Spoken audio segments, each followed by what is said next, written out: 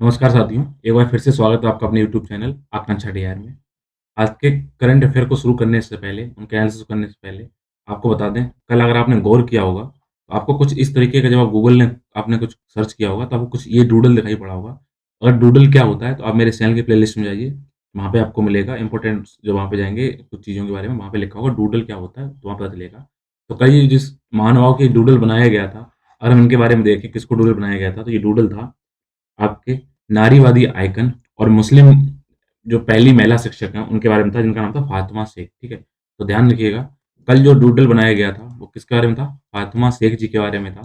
तो फ़ातिमा शेख जी ने गूगल ने क्या किया है, उनके 191वें उनके जन्मदिन के अवसर पर उनको याद किया है, इसलिए इनको डूडल बनाया गया था। आपको बता दें, फ़ातिमा शेख को किस लिए जाना जाता है? एक तो ये पहली महिला शिक्षक हैं मुस्लिम जगत की, इसके अलावा अलावा अगर आप बात करते हैं तो आप जब ये तस्वीर देख रहे हैं तो इन्होंने क्या है जिन्होंने क्या किया है कोशिश की है देश के अंदर शिक्षा जगाने की, तो ये कौन है? ज्योतिबा फुले जी हैं, ये उनकी वाइफ है सावित्रीबाई फुले और इनके साथ जो तीसरी महिला दिखाई पड़ रही है फातिमा शेख, इन्होंने क्या किया है, इन तीनों लोगों ने मिलकर क्या किया है महिला शिक्षा जगत में उनको पढ़ाने के लिए, उनको उद्धार करने का कार्य किया है। आपको बता दें, जब दलित समुदाय के लोग ये पढ़ा रहे थे, दलित समुदाय के लोगों को भी बराबर हक के लिए पढ़ाई करवा रहे थे, तो उसमें क्या है फातिमा शेख जी का योगदान अहम रहा है। और फातिमा शेख जी की बात की जाए तो इनका जन्मदिन क्या था? 9 जनवरी 1831 को महाराष्ट्र के पुणे जगह पे हुआ था और इन्होंने क्या किया है, इन्होंने जब 1948 के अंदर सॉरी 1848 के अंतर्गत क्या हुआ था, जब लाइब्रेरी बनाई थी जहाँ बच्चे पढ़ सकें, तो इन्होंने जोतवा जो सावित्रीबाई फुले उनकी जोतवा फुले जी की जो वाइफ हैं, उनके साथ मिलकर फातिमा शेख जी ने क्या किया था, पहला स्वदेशी पुस्तकालय स्थापित करने की बात की थी, जिसमें क्या हुआ साथ ही साथ इन्होंने क्या किया, भारतीय महिलाओं के लिए पहला स्कूल खोलने का भी श्रेय इनको ही दिया जाता है। और इन्होंने क्या किया फातिमा सना शेख जी ने क्या किया, हाशिए के जो दलित समुदाय और मुस्लिम महिलाओं की जो बच्चियाँ हैं और महिलाएँ हैं, उनके समुदाय को पढ़ाने के लिए, जिससे वो वर्ग, धर्म या लिंग के आधार पर शिक्षा से वंचित ना हो सकें, इसको दूर करने के लिए क्या किया जाए, इन्होंने कोशिश की है। हर वर्ग तक के लिए शिक्षा पहुँचाने की अलग इन्होंने स्टार्टिंग की देश के अंदर है, इसलिए इनको याद किया गया था। तो इसीलिए डूडल इनको बनाकर इनको याद किया है और ये ध्यान रखिएगा, इन्होंने अपने पूरे घर को ही लाइब्रेरी में कन्वर्ट कर दिया था और इस तरीके से उन्होंने क्या किया, शिक्षा के आगे कोई भी चीज़ आड़े ना आए, उनको दूर करने की कोशिश की। तो आइए शुरू करते हैं अब आज के करंट अफेयर और देखते हैं क्या-क्या आज इम्पोर्टेंट करंट अफेयर हैं।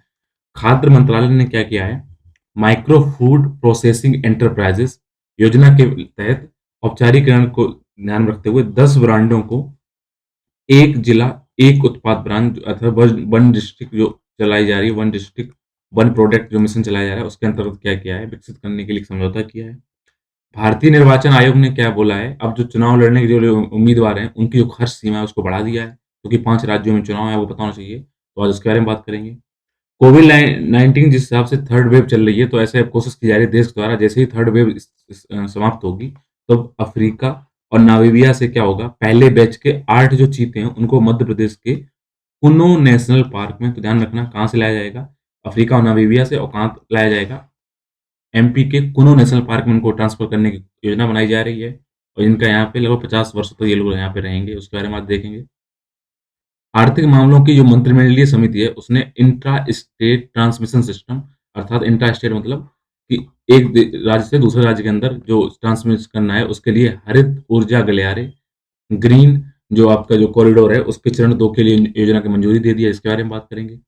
विज्ञान और प्रौद्योगिकी मंत्रालय ने देश के पहले ओपन रॉक संग्रहालय का उद्घाटन किया है, जिसमें 3.3 अरब वर्ष से लेकर लगभग 5.5 करोड़ वर्ष तक की जो विभिन्न राज्यों में एकत्रित की गई जो चट्टानें हैं, उनका प्रदर्शन किया गया है। भारत के संविधान 348 एक के बारे में बात करेंगे, क्योंकि इसके अंतर्गत क्या है कि सर्वोच्च न्यायालय और जितने भी सुप्रीम कोर्ट के अलावा जितने भी हाई कोर्ट हैं राज्यों के अंदर, उन सभी की जो कार्रवाइयाँ हैं, उसकी किस भाषा में होगी, इसके बारे में उसमें प्रावधान किया गया है। तो इसको आज हम देखेंगे। तो आइए शुरू करते हैं अब सभी जितने भी करंट अफेयर हैं, इनका एनालिसिस।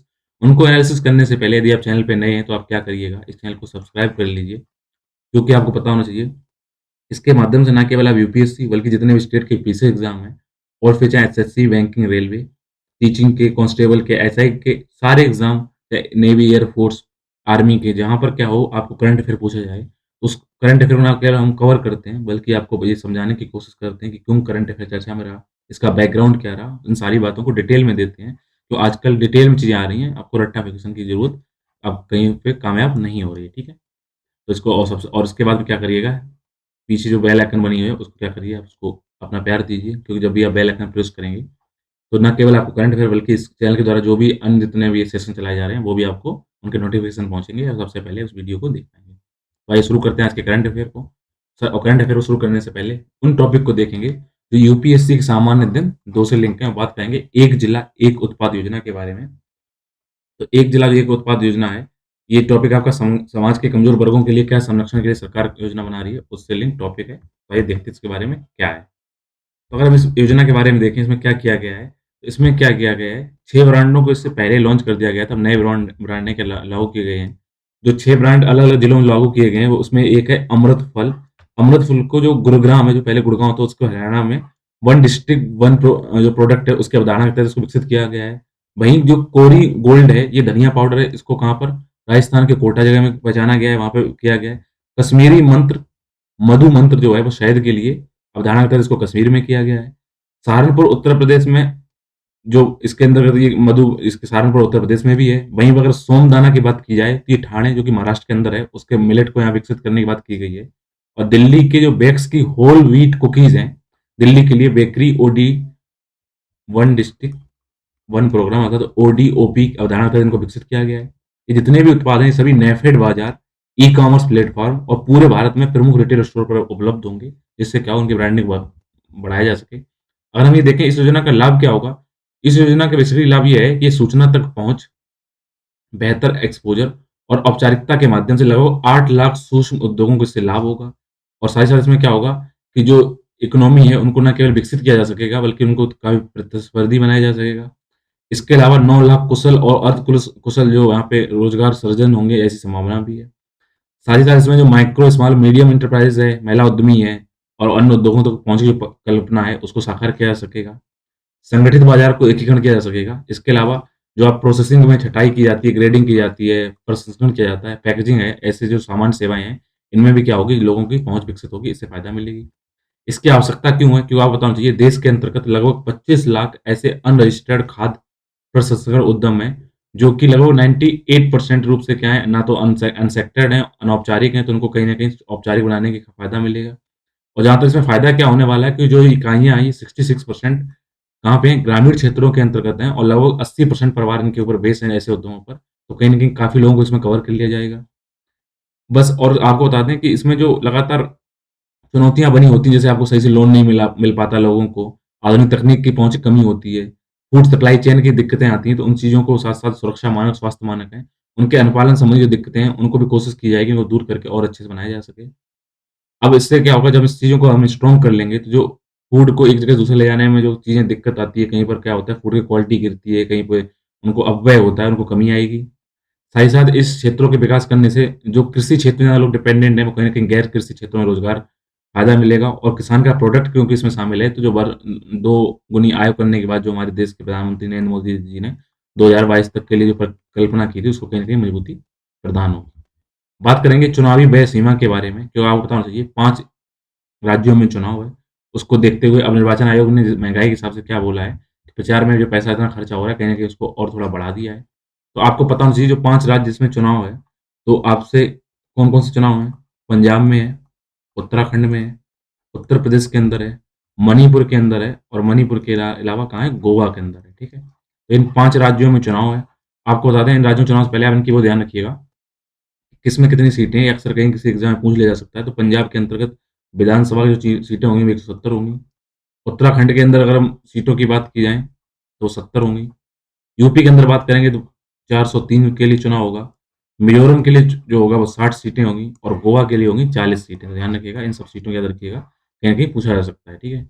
तो अब जो परिवर्तन क्या किए गए हैं, जो पहले जो सीमा थी उम्मीदवारों को खर्च करने की, आप बता दें राज्यों के क्षेत्रफल की दृष्टि से कितना खर्चा होगा, उस हिसाब से जो सीमा थी पहले 54 लाख रुपए से लेकर 70 लाख रुपए थी राज्य के बेस के हिसाब से। अब उसको बढ़ाकर क्या किया गया है, जो लोकसभा के उम्मीदवार हैं, जो जो एमपी बनते हैं, अब वो कितना खर्चा कर पाएँगे? 70 लाख से 95 लाख रुपए। विधानसभा क्षेत्र जो लोग हैं, उनकी जो सीमा जो 20 लाख रुपए से 28 लाख थी, अब उसको बढ़ाकर 28 से 40 लाख कर दिया गया है। मतलब गोवा में आप 28 लाख खर्च कर सकते हैं और यूपी में 40 लाख खर्च कर सकते हैं। इसके अलावा जो मैंने बता दी 40 लाख के जो उत्तर प्रदेश, उत्तराखंड जैसे राज्य कर सकते हैं। तो चुनाव व्यय की सीमा अगर बात की जाए तो ये पीपल रिप्रेजेंटेशन एक्ट जो होता है 1951 का, जिसको लोक प्रतिनिधित्व अधिनियम बोलते हैं 1951 का, इसकी धारा 77 के तहत क्या किया जाता है, जितने भी उम्मीदवार जो नामित होते हैं, उनके नामित होने की नॉमिनेशन की तारीख से लेकर और जिस दिन रिजल्ट आता है, उसके बीच में वो कितना खर्चा करते हैं, उसका हिसाब रखने के लिए कुछ गाइडलाइन जारी की गई हैं, उनकी सीमा निर्धारित की गई है। सभी उम्मीदवारों को चुनाव पूरा होने के 30 दिनों के भीतर उन्होंने खर्चा किया है, उसका विवरण election commission of India ECI को प्रस्तुत करना होता है। और अगर आपने गलत खाते आपने उपलब्ध कराए या सीमा से ऊपर खर्चा किया, तो आरपीए की धारा 10(a) के तहत 3 साल तक की आपको क्या हो सकता है, सज़ा हो सकती है या फिर आप 3 साल तक के क्या होते हैं, उम्मीदवारी के लिए अयोग्य साबित कर दिए जाते हैं। ये इसकी बात है। अगर इसके बैकग्राउंड की बात करें, तो उम्मीदवारों के लिए चुनावी खर्च की सीमा का जो आखिरी बार संशोधन था, वो 2014 में किया गया था। तब जिसे 2020 में 10% और बढ़ाया गया था, अब उसको और इंक्रीमेंट किया गया है। इलेक्शन कमीशन ऑफ इंडिया की बात की जाए तो ये लागत कारकों व अनसंबंधित मुद्दों का स्टडी करने और उपयुक्त सिफारिश करने के लिए इसको गठन किया गया था उसी वर्ष, तब उसने इलेक्शन कमीशन ऑफ इंडिया ने ये सुझाव दिया है।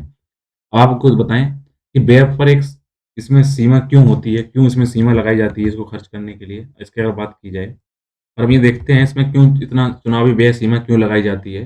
क्योंकि इसमें क्या होता है कि अगर ऐसा माना गया है अगर खर्चे में अगर चुनावी सीमा ना लगाई जाए, तो कई बार ऐसा लगता है कि उम्मीदवार केवल इस जगह ना जीत जाए क्योंकि उसने खर्चा ज़्यादा कर दिया, लोगों को ज़्यादा रुपए बाँट दिए, ज़्यादा चीज़ें शो ऑफ कर दी, तो खर्चे को अमीर-गरीब के बीच में भेद ना बने।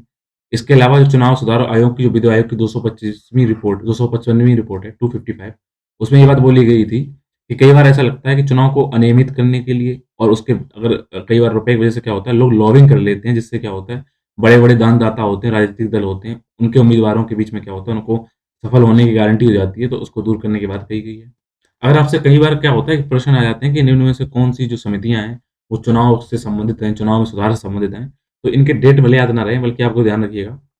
1990 की गोस्वामी समिति, 1993 की बोहरा समिति, 1998 की राज्य वित्त पोषण पर इंद्रजीत गुप्ता समिति, वित्त आयोग की जो 1999 की रिपोर्ट है, चुनावी कानूनी को सुधार पर 170 रिपोर्ट है।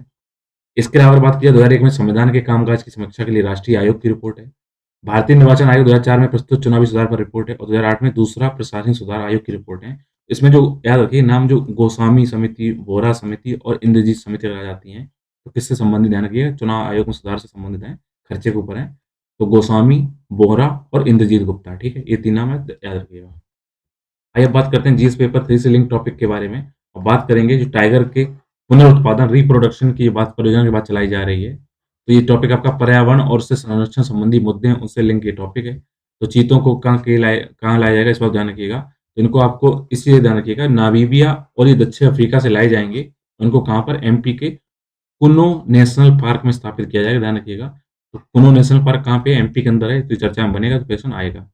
इस संबंध में केंद्रीय पर्यावरण, वन और जलवायु परिवर्तन मंत्रालय मंत्री उन्होंने भारत में चीते के यहाँ पर इंट्रोड्यूस कराने की कार्य योजना शुरू कर दी है और जल्दी क्या किया जाएगा, क्योंकि चीते को बिल्लियों का बड़ा रूप कहा जाता है। आप देखिए, तो इनको कहीं बड़ी बिल्ली के रूप में जाना जाता है, बिग कैट। तो इससे 50 से अधिक संख्या यहाँ पे लाई जाएगी 50 वर्षों के लिए। इनका क्या हुआ, इन योजनाओं को नेशनल टाइगर कंजर्वेशन अथॉरिटी की 19वीं बैठक में इसका शुभारंभ किया गया है। अगर देखें रिप्रोडक्शन है क्या और चीतों को पहले क्यों लाया जा रहा है, तो रिप्रोडक्शन का जो अर्थ देखें, तो रिप्रोडक्शन का अर्थ ये होता है ऐसी प्रजातियां जो किसी क्षेत्र में पहले वहां पे थी, अब वहां पे नहीं है, तो उनको वहीं पे विकसित करने की कोशिश की जाती है। अगर मांसाहारी की बात की जाए, तो मांसाहारियों का रिप्रोडक्शन इसलिए किया जा रहा है क्योंकि बहुत तेजी से क्या है, बड़ी प्रजातियां क्या है, उनको कंजर्वेशन करने की जरूरत है, वो लगातार विलुप्त हो रही हैं। इसके अलावा इकोलॉजिकल सिस्टम है, उसके चयन को बनाए रखने के लिए, उसको बहाली के लिए क्या किया गया है, एक रणनीति बनाना ज़रूरी है। बात करें अगर चीता के बारे में, तो चीते की बात की जाए तो भारत के इतिहास में चीता सबसे बड़ा एकमात्र ऐसा मांसाहारी पशु है जो किसी और वजह से नहीं बल्कि भारत में अति शिकार, चाहे वो राजा लोगों ने किया हो या फिर लोकल लोगों ने किया हो, उसकी वजह से विलुप्त हुए हैं। अब भारत क्या चाह रहा है, नैतिकता के बेस पे या इकोलॉजिकल बैलेंस के बेस पे क्या हुआ है, अपनी प्राकृतिक रूप से जो खोई हुई विरासत है उसको बहाल करे और उसको आर्थिक क्षमता से करे, जिसको फ़ायदा करे। चीता के बारे में अगर कुछ फैक्ट की बात की जाए, तो ये इम्पोर्टेंट है, आप इसको देख लीजिएगा। चीते को वैज्ञानिक नाम एस्नोनिक्स जुवेटस है, ये बड़ी बिल्ली प्रजाति का एक पशु है और जो स्तनधारी है। इसके पूर्वजों की बात की जाए तो लगभग क्या है, ये पूर्वज 50 लाख वर्ष पहले मियोसीन युग है जो आपका जो एरिया जो आपके टाइम पीरियड है मियोसीन, तो मियोसीन में इनको देखा गया है। चीते को दुनिया का सबसे तेज स्तनपायी जानवर माना जाता है, सबसे तेज़ ये दौड़ता है।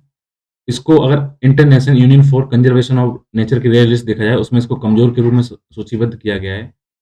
1947 में देश के अंतर्गत आखिरी बार छत्तीसगढ़ के अंदर चित्तीदार चीते की मृत्यु हो गई थी और उसके बाद में जब तेज़ी से ये जानवर जो था, जो भूमि पे सबसे तेज़ चलता था, 1952 में देश के अंतर्गत क्या किया गया था, इसको विलुप्त घोषित कर दिया गया है 1952 को, ठीक है? एशियाई चीते की बात की जाए तो ये गंभीर रूप से लुप्तप्राय श्रेणी में आईयूसीएन की लिस्ट में है। भारत के चीते की अगर बात की जाए इसके रिप्रोडक्शन कार्यक्रम की, ये देहरादून के भारतीय वन्यजीव संस्थान में पिछले 7 साल में पहली बार 260 करोड़ रुपए के लिए इस योजना को चालू किया गया था। एमपी में जो अब बात की जाएगी वो कहाँ पे की जाएगी, सोनपुर और मुरैना जिलों के जो 2 जिलों में क्या है, कुनो राष्ट्रीय उद्यान कहाँ पर, मुरैना और सोनपुर वहाँ पे लाया जाएगा। और ये दुनिया की पहली इंटरकॉन्टिनेंटल अर्थात अंतरमहाद्वीपीय चीता ट्रांसफर परियोजना होगी। इसकी विलुप्ति का कारण वही है, एक तो वन्यजीव संघर्ष है, आवासों की हानि, शिकार का होना, अवैध तस्करी जैसी समस्याओं की वजह से होगा। इसके अलावा जलवायु परिवर्तन के साथ-साथ और साथ-साथ इसमें क्या है, कम भूमि उपलब्धता, क्योंकि लोग क्या कर रहे हैं, लगातार उनकी सीमाओं को घुस-घुस अतिक्रमण कर रहे हैं उसके ऊपर, ये बात इसलिए इनके मैंने लिया है। बात करते हैं हरित गलियारा ऊर्जा के बारे में, इंट्रास्टेट ट्रांसमिशन सिस्टम के बारे में। इसका सेकंड चरण स्टार्ट हो गया। ये पर्यावरण एवं उसके संरक्षण से संबंधित जो मुद्दे हैं, उनसे लिंक कई टॉपिक है। इसके बारे में देखें कि इंट्रास्टेट जो ट्रांसमिशन जो सिस्टम है, इसके तहत हरित गलियारा परियोजना है क्या?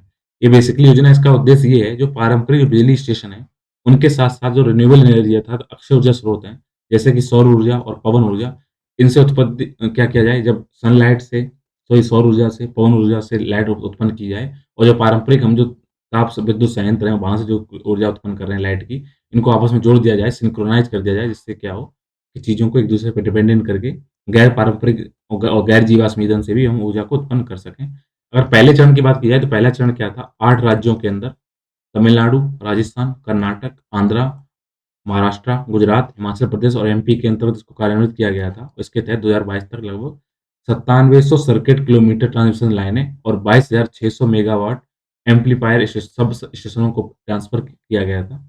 और इसमें लगभग 40% इसका रुपया भारत सरकार ने दिया था, 20% राज्य सरकार ने दिया था, और लगभग इसके अलावा जो 40% था वो जर्मनी ने क्या किया था, ऋण के रूप में हमें उपलब्ध कराया था। अब दूसरा चरण 7 राज्यों में गुजरात, हिमाचल प्रदेश, कर्नाटक, केरल, राजस्थान, तमिलनाडु और यूपी के अंतर्गत लागू किए जाएँगे।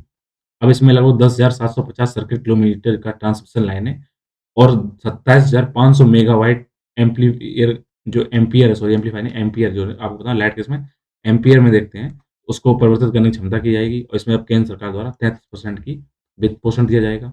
अगर हम बात करेंगे भारत के अंतर्गत हरित ऊर्जा गलियारे उनकी आवश्यकता है क्यों? क्योंकि प्रधानमंत्री ने जैसे बोला कि हम गैर जीवाश्म ईंधन बिजली उत्पादन करने की क्षमता को इस दशक के अंत तक अर्थात 2030 तक हम क्या करने वाले हैं, 500 गीगावाट तक बढ़ाने की अक्षय ऊर्जा की हम बात करेंगे। तो अब क्या करेगा, 50% हम ऊर्जा का संकल्प जो हमने लिया है गैर जीवाश्म ईंधन से, इसके लिए एकीकरण की ज़रूरत है। इस योजना को 2030 तक हम 450 गीगावाट क्षमता क्या करेंगे, रिन्यूएबल एनर्जी की क्षमता है, उसके लक्ष्य को प्राप्त कर सकेंगे। इसके अलावा हम अपने दीर्घकालिक जो ऊर्जा सुरक्षा उपाय योगदान में जो हम बात कर रहे हैं, और अपने कार्बन फुटप्रिंट की कम बात कर रहे हैं, परिस्थिति तंत्र को जो हम सस्टेनेबल डेवलपमेंट चाहते हैं उसके लिए भी ज़रूरी है। साथ ही साथ इसमें क्या होगा, बिजली और अन्य संबंधित क्षेत्रों में क्या होगा, जब ये काम करेंगे तो कुशल और अकुशल दोनों टाइप के कर्मचारियों को, किसी को डायरेक्ट बेस पे, किसी को इनडायरेक्ट बेस पे क्या मिलेगा, रोजगार भी मिल सकेगा। साथ ही साथ इसमें क्या फ़ायदा होगी कि जो अंतिम यूज़र हैं, उनको भी फ़ायदा मिलेगा, सस्ती चीज़ों पे दर पे क्या होगा, लाइट मिलेगी। साथ ही साथ इसमें क्या होगा, जो हम कोशिश कर रहे हैं कि हम गैर जीवाश्म ईंधन से 40% तक जो ऊर्जा को हम यहाँ पे कर सकें, रिप्रोड्यूस कर सकें, उसमें फ़ायदा होगा। और सबसे इम्पोर्टेंट क्या है कि अभी हमने क्या किया है, कॉप 26 जो शिखर सम्मेलन हुआ है, इसका यूपीएससी में भी क्वेश्चन पूछा जा चुका है। इसमें क्या हुआ है, जो हमने कमिटमेंट दिखाया है जलवायु के लिए कि हम जलवायु परिवर्तन के लिए क्या करेंगे, हम वहाँ पर गैर जीवाश्म ईंधनों की तरफ हट के क्या करेंगे, हम चले जीवाश्म ईंधनों से हट के कहाँ जाएँगे, रिन्यूएबल एनर्जी की तरफ जाएँगे, तो कहीं न कहीं उसमें भी हमें हेल्प मिलेगी। बात करते हैं भारत का पहला खुला रॉक संग्रहालय के बारे में। तो आपको बता दें, इसको department of science and technology ने इसको विकसित किया है। तो अगर आपसे क्वेश्चन आता है कहाँ पे, इसको क्या होगा, इसमें विभिन्न टाइम पीरियड की क्या होंगी, चट्टानों को यहाँ पे इकट्ठा किया गया है। ये पृथ्वी के सबसे गहरे हिस्से का ये रिप्रेजेंटेशन करेंगी, और इसको भारत में खोला गया है, तो इस चीज़ को ध्यान रखिएगा। तो ये आपको कहीं न कहीं इम्पोर्टेंट आएगा क्वेश्चन के पॉइंट ऑफ व्यू से। तो इस चीज़ को अब इम्पोर्टेंट ये है कि भारत ने पहला क्या किया गया है, खुला रॉक संग्रहालय ओपन रॉक जो चलाया है, उसके बारे में आपको ये इम्पोर्टेंट होगा। और यदि आपसे ये क्वेश्चन आता है कि पहला बार खुला कहाँ पे, किस जगह पे खुला है, तो आप बता दीजिएगा कि हैदराबाद के अंदर क्या किया गया है, इसको ओपन किया गया है। इस बात को ध्यान रखिएगा, पहला है तो इम्पोर्टेंट हो सकता है कहाँ खोला गया है। देखते हैं आर्टिकल 348(1) के बारे में, जो कि इसमें क्या है, इसमें जो बातें हैं कि सुप्रीम कोर्ट या फिर हाई कोर्ट के जो भी वकील लोग हैं, वो किस लैंग्वेज को बात करेंगे, उसके बारे में बात है। तो अनुच्छेद 348(2) के तहत राज्य के राज्यपाल को राष्ट्रपति की पूर्व सहमति से हाई कोर्ट की कार्रवाई में राज्य के किसी भी आधिकारिक उद्देश्य के लिए इस्तेमाल की जाने वाली हिंदी भाषा या किसी अन्य भाषा के उपयोग के लिए क्या किया गया, अधिकृत किया गया है कि राज्यपाल परमिशन अगर ले लेता राष्ट्रपति से, तो वो बता देगा राज्य के अंदर क्या चलेगा। उस राज्य को प्रमुख सीट बशर्ते कि ऐसे उच्च न्यायालय के द्वारा पारित डिक्री, निर्णय आदेश अंग्रेजी में ही होंगे, लेकिन आप क्या कर सकते हैं, उनकी लोकल राज्य की लैंग्वेज बना सकते हैं। इस टाइम ये चर्चा में क्यों है आर्टिकल 341, 48 क्योंकि गुजरात हाई कोर्ट की एक खंडपीठ ने हाल ही में क्या किया है, अदालत की अवमानना का सामना कर रहे पत्रकार को केवल अंग्रेजी में बोलने के लिए कहा, क्योंकि जो उन्होंने बोला है कि हाई कोर्ट की भाषा यही है अंग्रेजी की, तब से विवाद खड़ा हो गया है। तभी इन्होंने बात कही है कि आप जो आर्टिकल 348 है, जो यहाँ पर बात करता है हाई कोर्ट या सुप्रीम कोर्ट के अंदर कौन-सी लैंग्वेज यूज़ करेंगे, वहाँ उत्पन्न हो गया है, तभी चर्चा में आया है, तो ये इस बात ध्यान रखिएगा। क्योंकि इसमें ये भी बोला गया है कि आप लोकल लैंग्वेज भी यूज़ कर सकते हैं। तो इसकी वजह से काफ़ी यहाँ पे तना-तनी हुई है, तो ये आपसे प्रश्न बन सकता है। इसके साथ आज जितना करंट अफेयर था वो कंप्लीट होता है। उम्मीद है आपको ये सेशन समझ में आएगा। मिलेंगे एक नए सेशन, नए टॉपिक के साथ, तब तक अपना ख्याल रखिए। जुड़े रहिए मेरे यूट्यूब चैनल आकांक्षा डैया के साथ। धन्यवाद।